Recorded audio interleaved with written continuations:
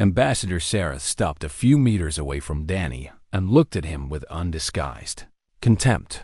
He told Danny that all of this suffering had been pointless. Humans had died for nothing.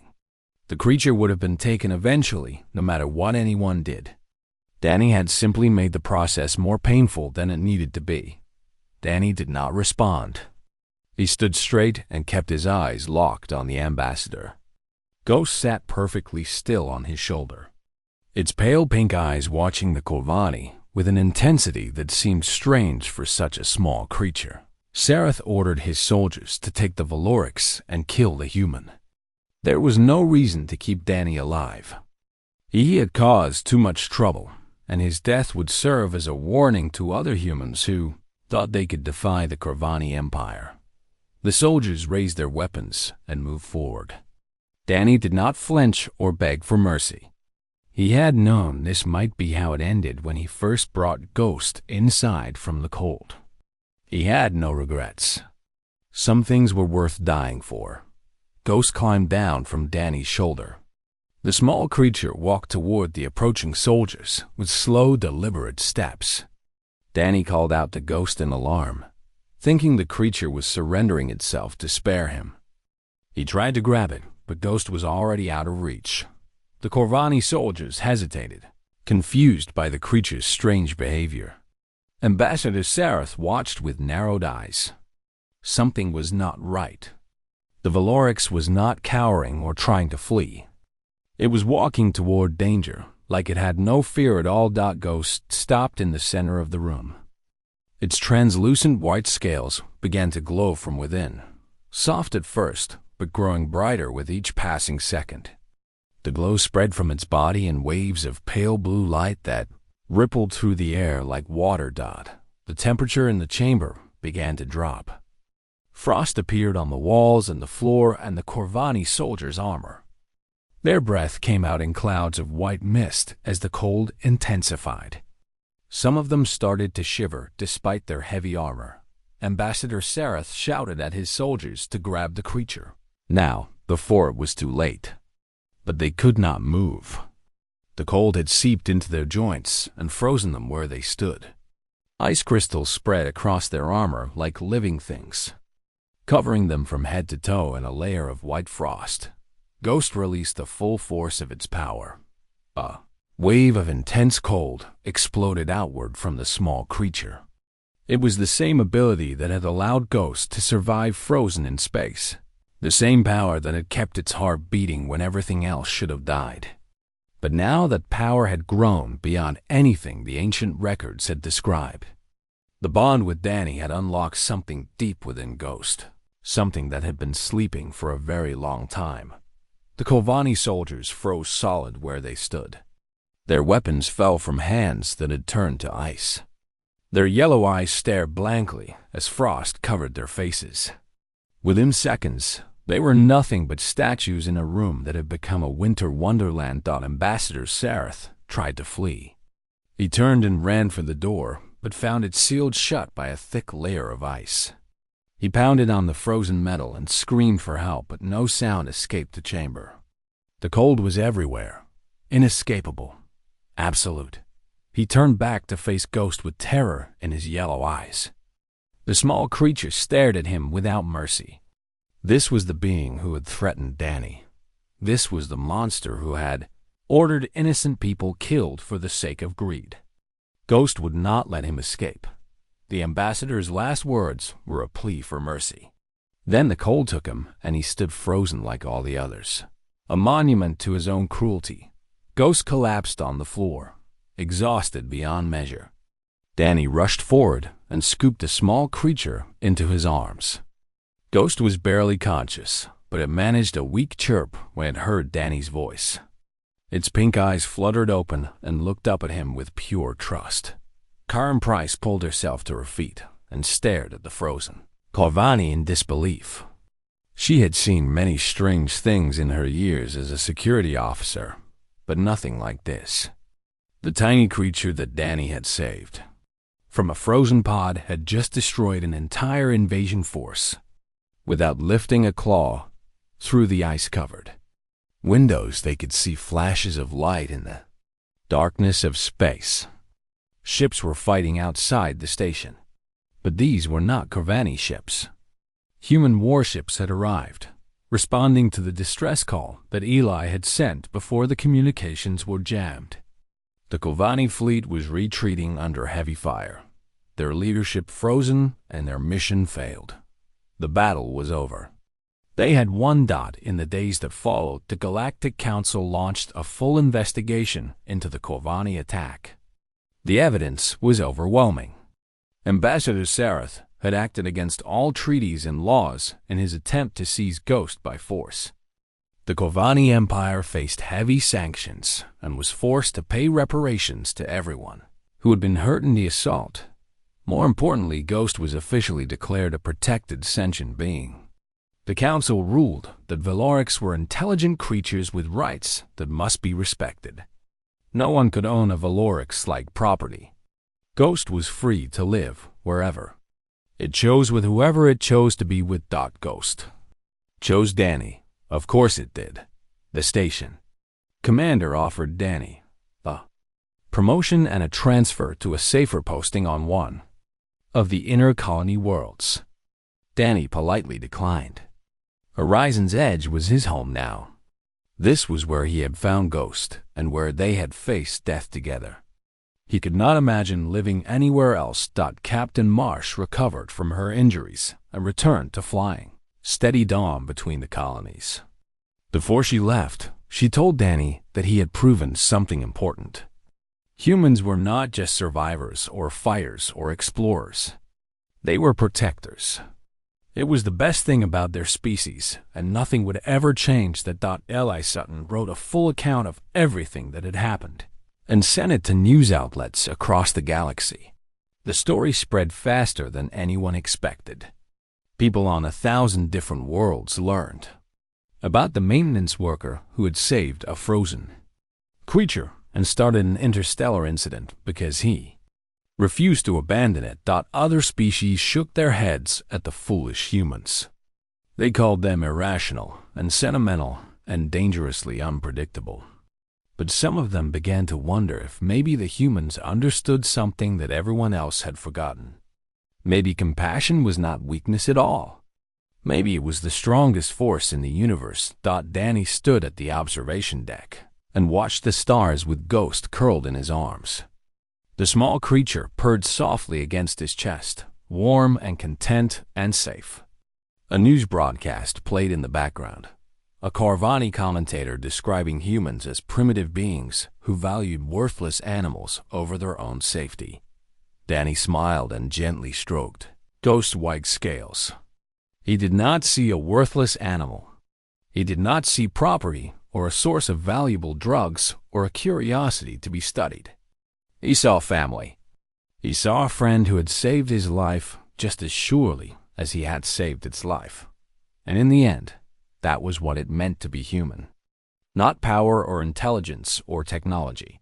Just the simple, stubborn refusal to abandon someone who needed you. Just the willingness to stand against impossible odds for the sake of something. Small and helpless and precious. Ghost chirped softly and nuzzled against Danny's hand. Outside, the frozen moon of Varus 7 glowed with pale blue light. The universe was vast and full of dangers and wonders beyond counting. But right here in this moment, everything was exactly as it should be. A man and his dragon had found each other against all odds. That was a story worth telling across the stars. The hours passed slowly as the station prepared for the inevitable attack. Karen Price organized a small security force and handed out weapons to anyone willing to fight. Engineers and cooks and maintenance workers stood side by side with trained officers. None of them had any illusions about their chances, but none of them were willing to give up without resistance. Danny wanted to help, but Karen ordered him to stay hidden with Ghost. He was the target after all. If the Corvani found him quickly, the fighting would end sooner and fewer people would die. Danny hated the logic of it, but he understood. Captain Marsh contacted Danny over a private channel. She told him that Steady Dawn would hold the line as long as possible. Her ship was old and outgunned, but she had a few tricks up her sleeve. She warned Danny to be ready to run if things went badly. There were escape pods in the station's core that might slip past the Corvani. Blockade. Danny thanked her for everything she was doing. He told her that he was sorry for causing so much trouble. Captain Marsh laughed and told him not to apologize.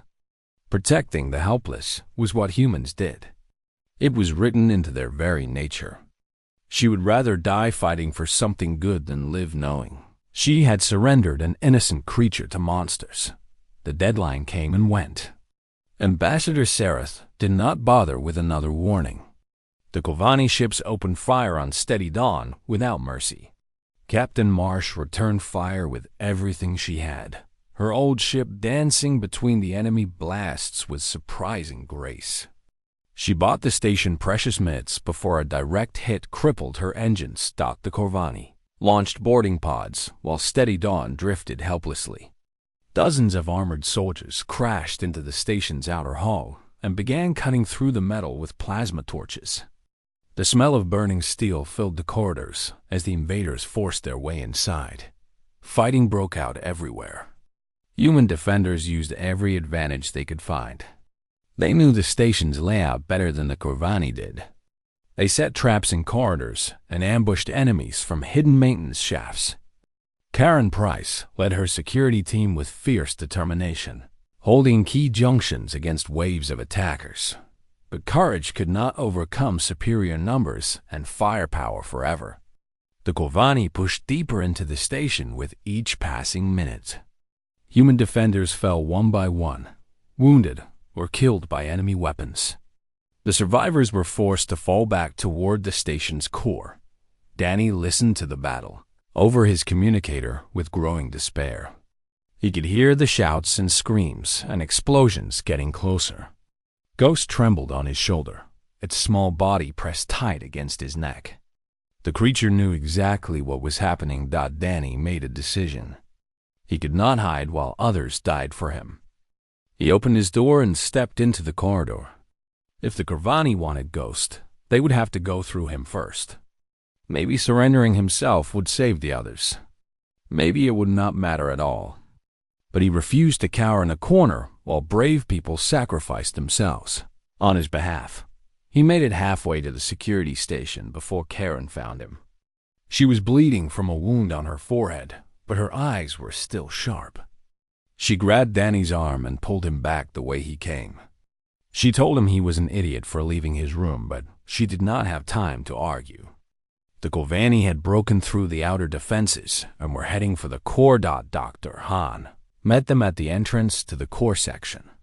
He was limping badly, and one arm hung useless at his side.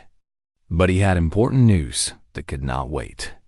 His research into Valoric's history had revealed something incredible. Ancient records suggested that Valorics were not just healing creatures. They had other abilities that emerged only when they formed a true bond with another being. The records were vague about what those abilities were, but they described power beyond anything modern science could explain. Danny looked at Ghost. The small creature stared back at him with its pale pink eyes. It had survived being frozen in the vacuum of space. It had healed wounds with just a touch. What else was it capable of? There was no time to wonder. The Corvani were cutting through the core's outer door. Sparks flew as their plasma torches sliced through the thick metal. Karen ordered everyone to take defensive positions. Danny moved to the back of the room with Ghost, looking for any possible escape route. There was none. The core was the most protected area of the station, but it was also a dead end. If the Corvani broke through that door, there was nowhere left to run. Danny knelt down and looked Ghost in the eyes. He spoke softly so only the creature could hear. He told Ghost that if the Corvani got through, it should try to escape. It should find a vent or a crack or any way out of this room. Danny would buy it as much time as he could. Ghost had to survive. It was the last of its kind. Ghost made a soft chirping sound and nuzzled against Danny's cheek. Its pink eyes held an emotion that looked very much like love. It climbed onto his shoulder and wrapped its tail around his neck. It was not going anywhere. The outer door finally gave way. Kovanni soldiers poured into the core with weapons raised. Their armor was scorched from the fighting, but they still outnumbered the human defenders 3-1. Behind them came more soldiers, and behind those came Ambassador Sareth himself, his yellow eyes gleaming with triumph. Karen and her remaining officers opened fire, but the Kovanni advanced through the hail of bullets like an unstoppable tide. One by one, the humans were forced to surrender, or were knocked down by enemy fire. Within minutes, the fighting was over. Ambassador Sareth walked through the fallen defenders without a second glance. His gaze was fixed on Danny, who stood alone at the back of the room with Ghost on his shoulder. The ambassador smiled his too wide smile and spread his arms in mock welcome. The hunt was over. The prize was finally within reach. The supply ship Steady Dawn arrived at Horizon's Edge 3 days after the break-in attempt. Its captain was a woman named Louise Marsh, who had been traveling between colonies for over 20 years. She was tough and experienced, and she did not take nonsense from anyone. Her communications officer was a young man named Eli Sutton, who had a passion for learning about alien cultures and species.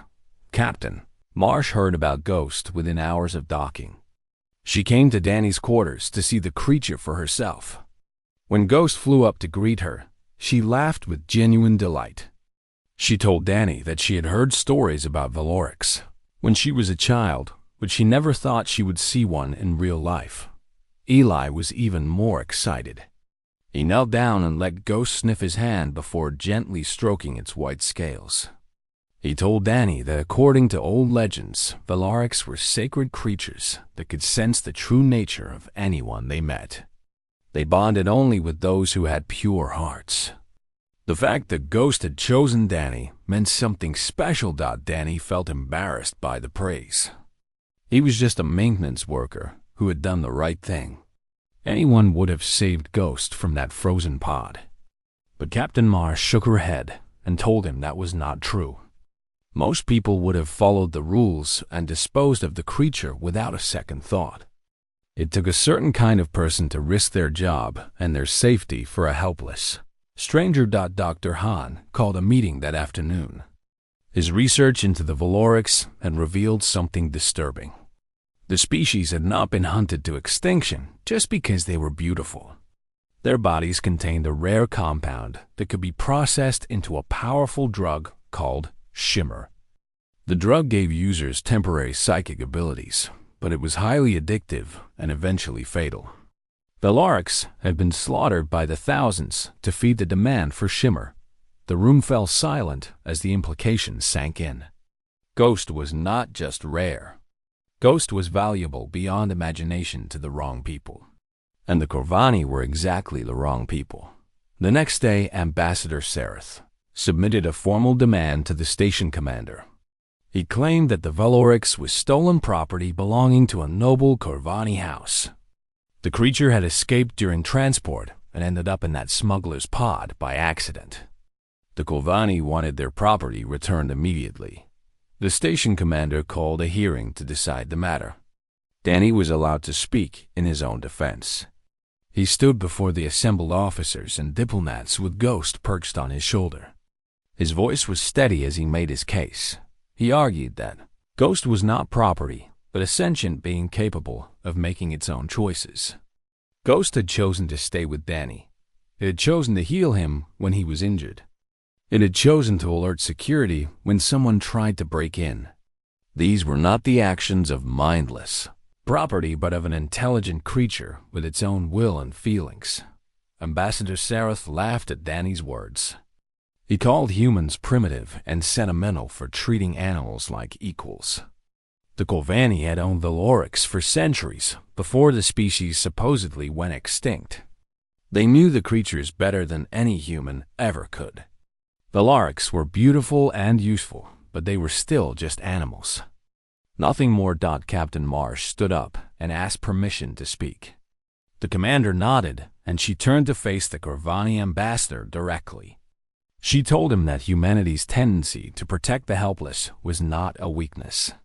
It was the very thing that made humans strong. Humans had survived countless wars and disasters because they refused to abandon those who needed them. They formed bonds that no amount of logic or self-interest could break. The Kovanni might see that as primitive, but Captain Marsh saw it as the best part of being human. The room was quiet for a long moment. Then the station commander announced his decision. Ghost would remain in Danny's care until a proper investigation could determine the validity of the Kovanni ownership claims. The matter would be referred to the Galactic Council for final judgment. Ambassador Sarath's face darkened with barely contained rage. He warned the commander that this decision would have consequences.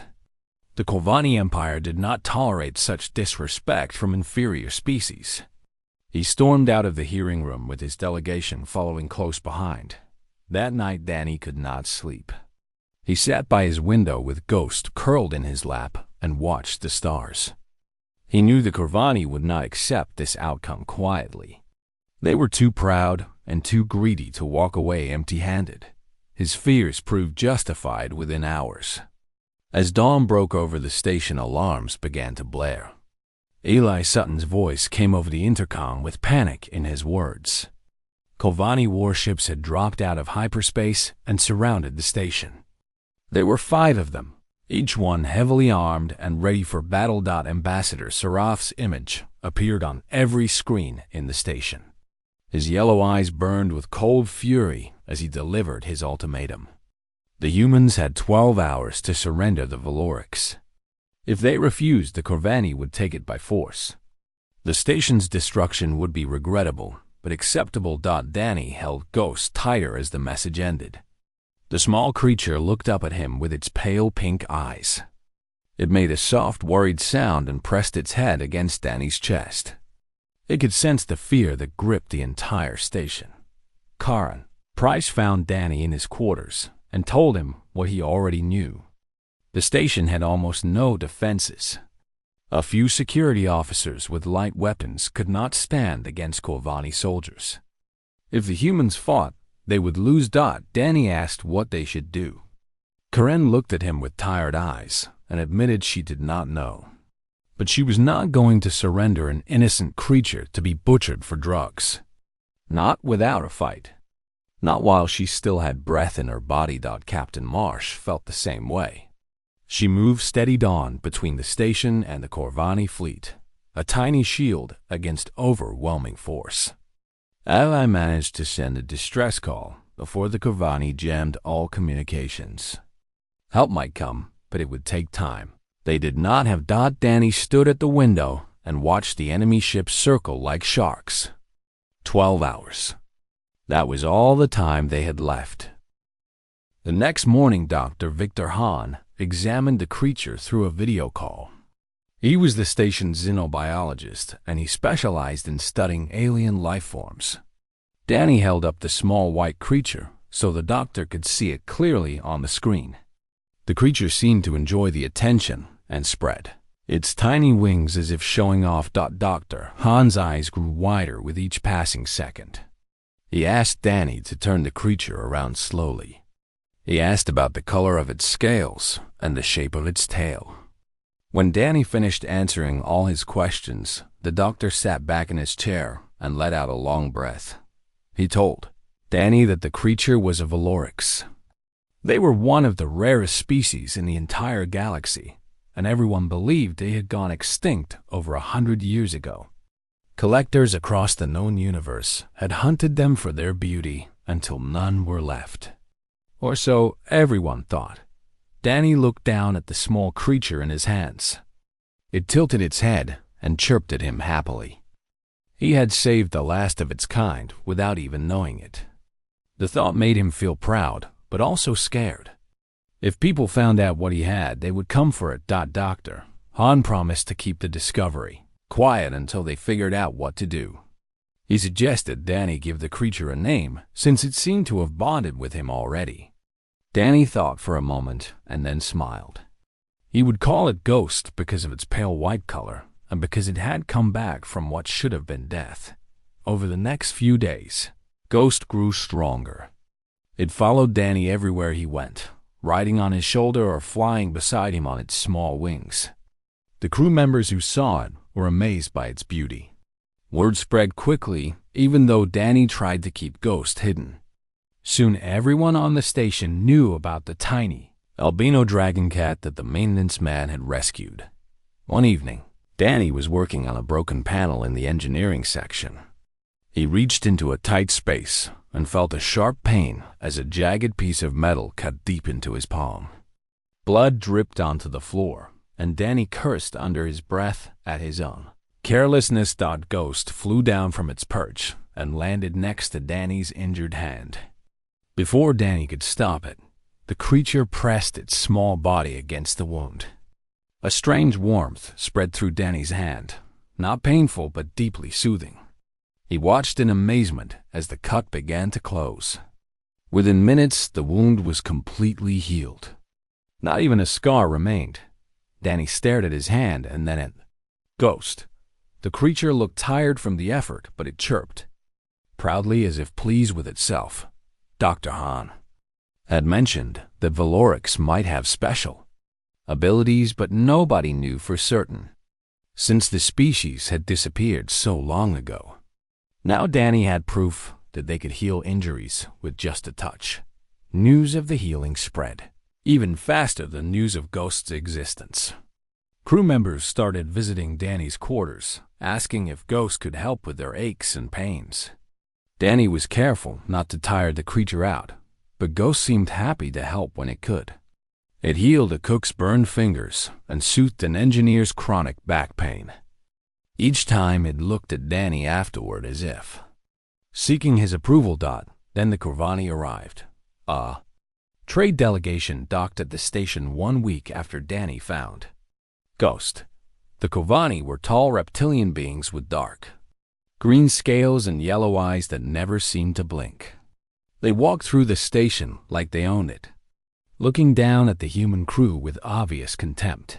Their leader was Ambassador Sereth, a particularly large Corvani who wore robes decorated with precious metals. Danny tried to keep Ghost hidden when the Corvani were around. Something about them made the small creature nervous. Ghost would burrow into Danny's jacket and refuse to come out whenever a Corvani walked past. Danny trusted the creature's instincts, but secrets were hard to keep on a small station. Ambassador Sereth learned about Ghost within days of arriving.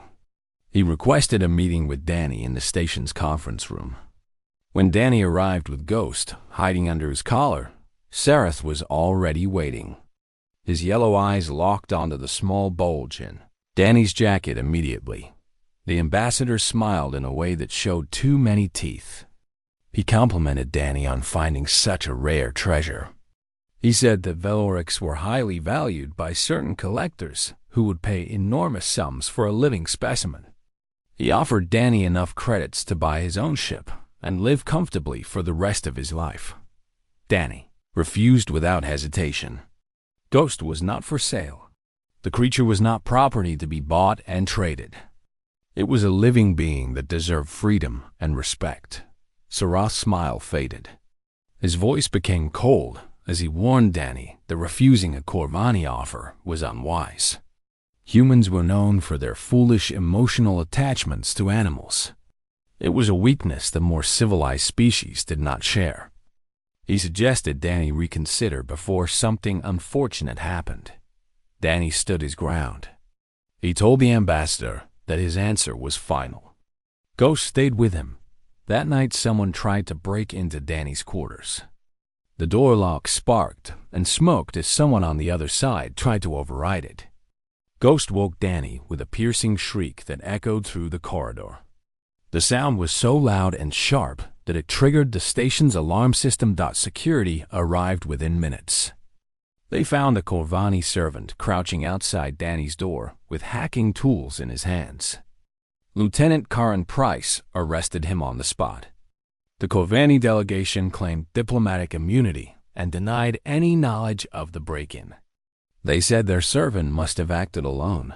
Karen did not believe them, but there was nothing she could do.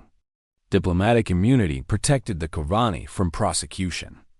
All she could do was increase security around Danny's quarters and hope that would be enough to discourage another attempt. Danny held Ghost close that night. The small creature trembled against his chest, sensing the danger that surrounded them. Danny promised Ghost that he would not let anyone take it away.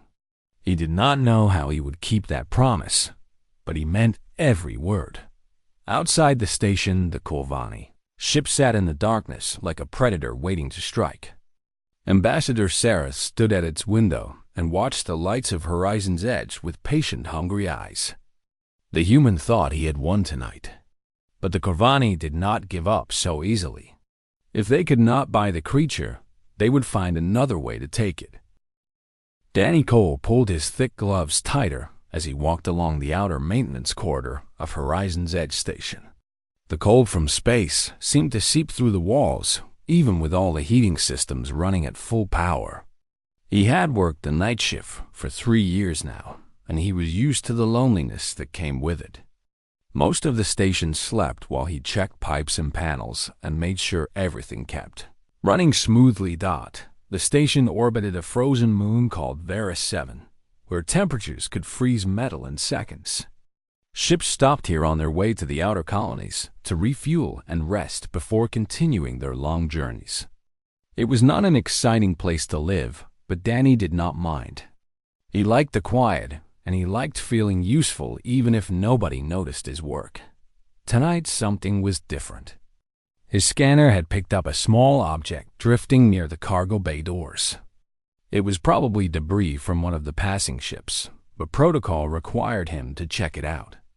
He made his way to the external observation port and looked out into the darkness of space.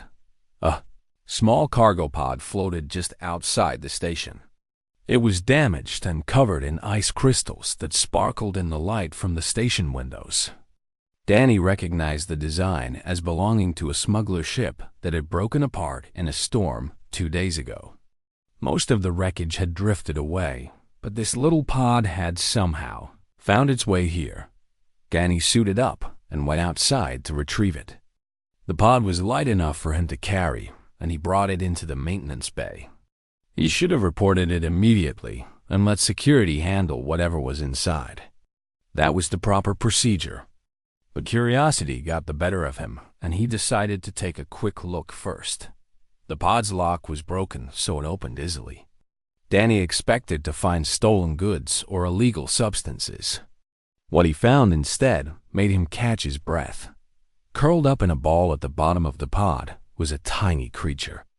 It was no bigger than a house cat, but it had wings folded against its back and a long, thin tail that wrapped around its body. Its scales were completely white and almost see-through like glass. The creature was covered in frost, and its eyes were closed. It looked like a tiny dragon, but also like a cat with its soft features and small pointed ears. Danny reached out and touched it gently. The creature was frozen solid. It had to be dead. Nothing could survive being frozen in space like this. He should dispose of it according to regulations for biological waste. That was what the rules said he must do, but Danny could not do it. Something about the small creature made his heart ache. It had died alone in the cold darkness of space with no one to help it. The least he could do was give it a warm place to rest. He wrapped the frozen creature in a cloth and carried it back to his quarters. His room was small, but it was warm and private. He placed the creature near the heating vent and covered it with his spare blanket. Then he sat down on his bed and watched it, feeling foolish for caring so much about a dead alien animal. Hours passed. Danny dozed off in his chair, tired from his long shift. When he woke up, the first thing he noticed was that the frost on the creature had melted. Water droplets covered its white scales. The second thing he noticed was that its chest was moving. It was breathing. Danny jumped to his feet and moved closer. The creature's eyes fluttered open. They were pale pink like rose petals, and they looked up at Danny with confusion and fear. A soft whimpering sound came from its throat. Danny knelt down slowly so he would not scare it. He kept his voice gentle and calm. He told the creature that it was safe now and that nobody would hurt it. He did not know if it could understand him, but he kept talking anyway. After a few minutes, the creature stopped shaking.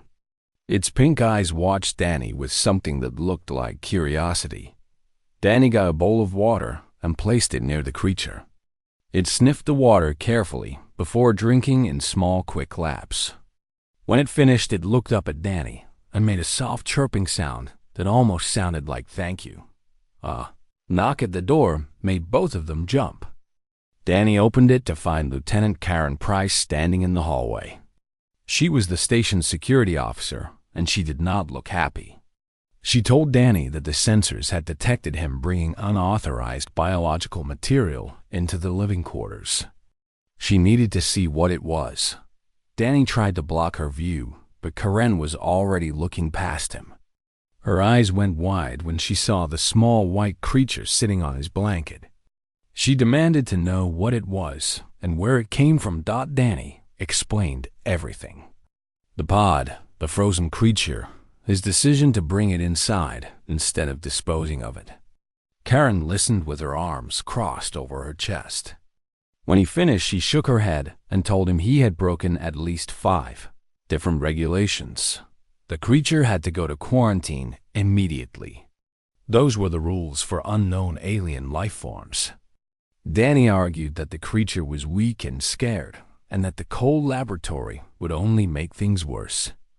He asked for just one night to let it recover before facing examination. Karen stared at him for a long moment. Then she looked at the tiny creature with its big pink eyes and trembling wings. She let out a long sigh and told Danny he had until morning. But if anything went wrong, it would be on his head. After she left, Danny sat back down next to the creature. It crawled slowly across the blanket and climbed onto his lap. Its body was surprisingly warm now, like a small heater pressed against his legs. It curled up and closed its eyes, trusting him completely, even though they had just met. Danny stroked its smooth scales gently. He did not know what kind of creature this was or where it came from. He did not know if keeping it was the right thing to do. But as he watched it sleep peacefully in his lap, he knew that he could not abandon it. Some things were more important than rules and regulations. Outside his window, the frozen moon of Vera 7 glowed with pale blue light. The universe was vast and cold and uncaring. But in this small room on a lonely station, a man and a tiny creature had found each other. And sometimes that was enough to make the darkness feel a little less empty. Danny stayed awake all night watching over his new companion. He wondered what tomorrow would bring and whether the station commander would let him keep the creature. He wondered if anyone else would understand why he cared so much about something so small and helpless. But those worries could wait until morning. For now, he was content to sit in the warmth of his room with a living miracle sleeping in his lap. He had saved a life tonight. Whatever happened next, that was something nobody could take away from him.